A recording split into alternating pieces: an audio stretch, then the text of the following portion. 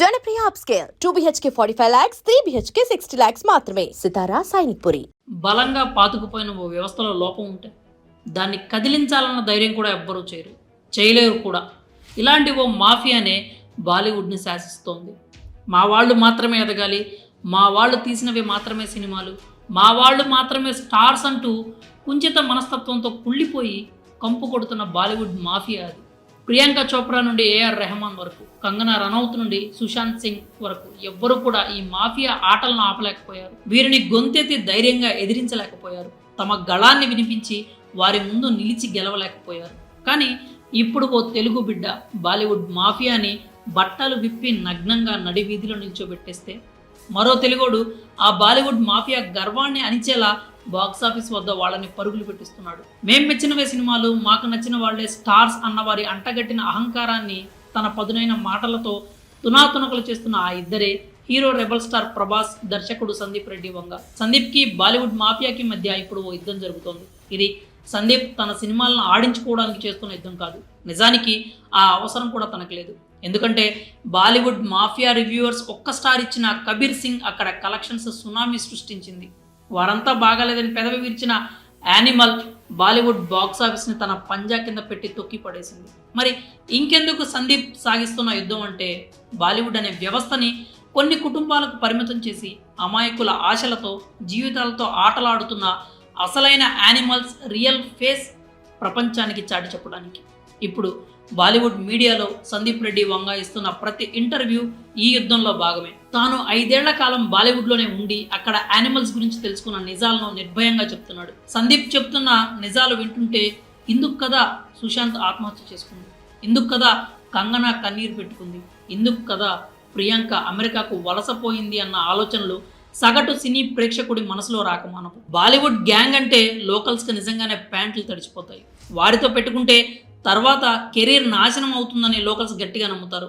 అందుకే వారి ఆగడాలను భరిస్తూ దినదిన గండం 100 ఏళ్ల ఆయుష్లో జీవిస్తూ ఉన్నారు. కానీ చాలా కాలం తర్వాత ఓ నాన్ లోకల్ బాలీవుడ్ గ్యాంగ్కు చెమటలు పట్టిస్తున్నాడు. ఆ గ్యాంగ్ చేసే ఆగడాలను బాహాటంగా బయటకు చెబుతూ మండిపడుతున్నాడు. అది కూడా బాలీవుడ్ గడ్డ మీద. అతడే తెలుగు బిడ్డ సందీప్ రెడ్డి వంగ. బాలీవుడ్లో తీసింది కేవలం 2 సినిమాలే అయినా రికార్డులు అంటే ఎలా ఉంటాయో కొత్తగా పరిచయం చేశాడు. మాదే భారత చిత్ర పరిశ్రమ, మేమే తోపులం అని జబ్బలు చరుస్తున్న మాఫియాకు కంటి మీద కునుకు లేకుండా చేస్తున్నాడు. అనుపమ్ చోప్రా, రాజీవ్ మసంద్, సుచిత్ర త్యాగి లాంటి బాలీవుడ్ క్రిటిక్స్ సినిమాలపై అవగాహన లేకుండానే రివ్యూలు రాస్తున్నారు. సినిమాలు ఎలా చూడాలో కూడా తెలియని వాళ్ళు సినిమాలు చూసి రివ్యూలు రాస్తున్నారు. మూవీ అర్థం కాకపోతే బ్యాడ్ రివ్యూలు ఇస్తున్నారు. అర్జున్ రెడ్డి విషయంలోనూ ఇదే జరిగింది. నేను డబ్బులు ఇచ్చి ఎప్పుడూ రివ్యూలు కొనుక్కోలేదు. దాదాపు 5 ఏళ్లుగా ముంబైలో ఉంటున్నా. ఈ 5 ఏళ్లలో నాకు విషయం బాగా అర్థమైంది. అక్కడ గ్యాంగ్ ఉంది. వాళ్ళు కేవలం కొన్ని రకాల సినిమాలను మాత్రమే ఇష్టపడతారు. వాళ్ళు కేవలం అలాంటి సినిమాలు తీసే దర్శకులను మాత్రమే ఇష్టపడతారు. క్రిటిక్స్కు, రివ్యూవర్లకు డబ్బులు ఇచ్చే సంప్రదాయం కూడా ఉంది. మిగతా వాళ్ళ సినిమాలపై తప్పుడు రివ్యూలు కూడా రాయిస్తారు. బ్యాడ్ రివ్యూల కారణంగానే హిందీలో ఫస్ట్ డే కలెక్షన్లపై దెబ్బపడింది అని సందీప్ రెడ్డి బాహాటంగా కామెంట్స్ చేయడంతో బీటౌన్ అంతా ఒక్కసారిగా ఉలిక్కిపడింది. అక్కడి దర్శకులు కాదు కదా, స్టార్ హీరోలు సైతం ఈ సో కాల్డ్ రివ్యూవర్స్ని టచ్ చేయాలంటే భయపడతారు. అలాంటిది సందీప్ రెడ్డి వంగ ఇప్పుడు ఆ వ్యవస్థని కెలికి పడేశాడు. దీంతో ఇప్పుడు ఈ సో కాల్డ్ రివ్యూవర్స్ సినీ నాలెడ్జ్పై బాలీవుడ్ ప్రేక్షకుల్లో పెద్ద ఎత్తున చర్చ మొదలైంది. ఇప్పుడు వారి ఉనికి ప్రశ్నార్థకం అయ్యే పరిస్థితులు తలెత్తాయి. సందీప్ తర్వాత బాలీవుడ్ మాఫియా మెడలు వంచిన హీరో ప్రభాస్.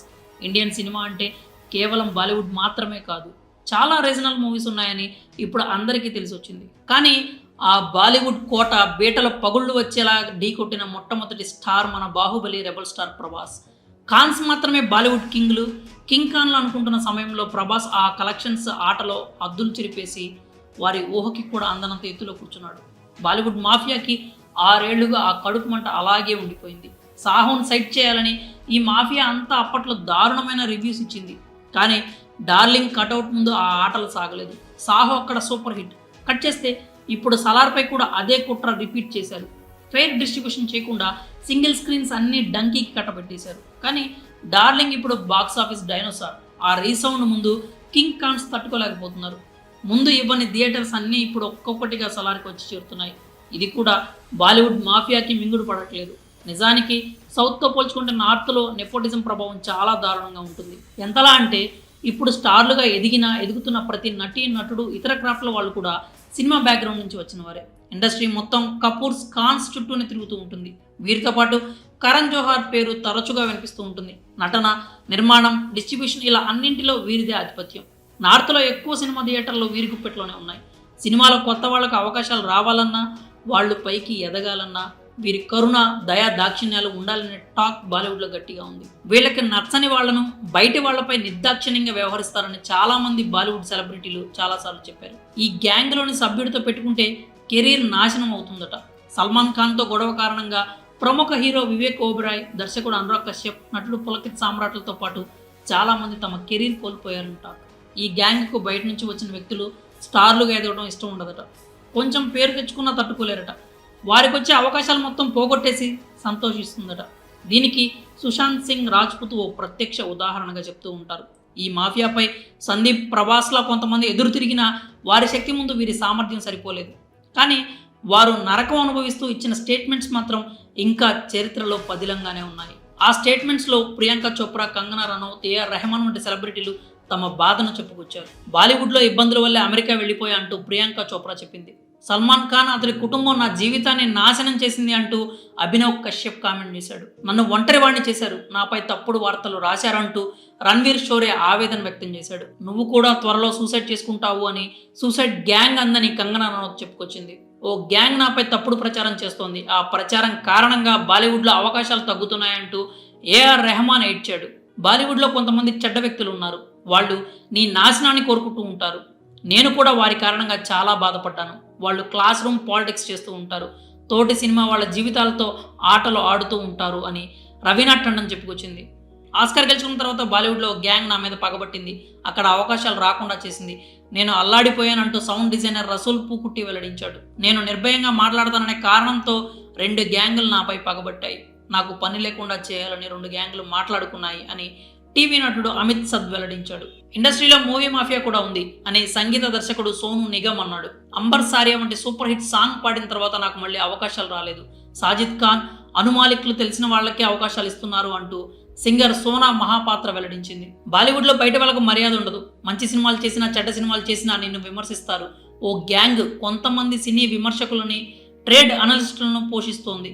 నువ్వు ఎంత మంచి సినిమా చేసినా దాన్ని చెత్త సినిమాగా ప్రొజెక్ట్ చేస్తారు అని నటుడు వాజ్పేయి తన ఆవేదన వ్యక్తం చేశాడు. నన్ను ఉన్నటువంటి దూరం పెట్టాలని వాళ్ళు భావించారు, నేను ఎటు కాకుండా పోయాను, అది నా మానసిక జీవితంపై ప్రభావం చూపింది అని ఉపేన్ పాటెల్ చెప్పుకొచ్చాడు. నేను కరణ్ జోహార్తోనూ, యష్ రాజ్తోనూ పనిచేయలేదు, వారి దగ్గరకు కూడా వెళ్ళలేదు, వాళ్ళు కూడా నాతో సినిమాలు చేయడానికి ఆసక్తి చూపించలేదు అంటూ నటుడు శ్రేయాస్ తల్పాడే తన బాధ వెళ్ళగక్కాడు. ఇలా నాన్ లోకల్స్ మీదనే కాదు, నాన్ నెపో సెలబ్రిటీల మీదనే కాదు, ఆస్కార్ అవార్డు మీద కూడా తమ పైత్యం కుళ్ళు ప్రదర్శించారు. ఏ చిత్ర పరిశ్రమకైనా ఆస్కార్ తీసుకోవడం అనేది ఓ పెద్ద కళ.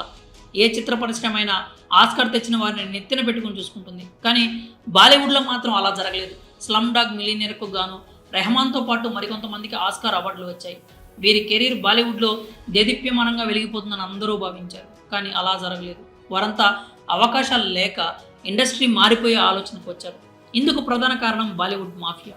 దీనిపై ప్రముఖ బాలీవుడ్ దర్శకుడు శేఖర్ కపూర్ స్పందిస్తూ, బాలీవుడ్కు ఆస్కార్ను అందుకోవడం చావు బతుకుల సమస్య, కానీ నువ్వు అలా వెళ్ళి ఇలా ఆస్కార్ను తెచ్చావు, అదే బాలీవుడ్కు నచ్చట్లేదు అని ఏఆర్ రెహమాన్ ఉద్దేశించి ఈ మాటలు అన్నారు.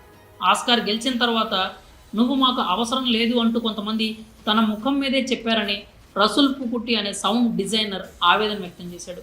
ఇలా ప్రతి విషయంలోనూ తాము సాధిస్తేనే విజయం అనుకునే కుంచిత భావంతో ఆ గ్యాంగ్ బతుకుతుండడం గమనార్హం. ఇలా ఒకటా రెండా, లెక్కకు మించిన కథలు, లెక్కకు మించిన వ్యధలు. బాలీవుడ్ మాఫియా తొక్కేసిన జీవితాలు ఎన్నో. ఇప్పుడు ప్రభాస్, సందీప్ వీళ్ళకే నిద్ర లేకుండా చేస్తున్నారు.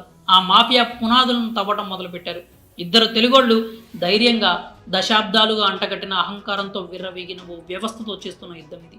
మరి ఈ యుద్ధంలో గెలిపేవరదని మీరు భావిస్తున్నారు? మీ అభిప్రాయాలు ఏంటో కామెంట్స్ రూపంలో తెలియజేయండి.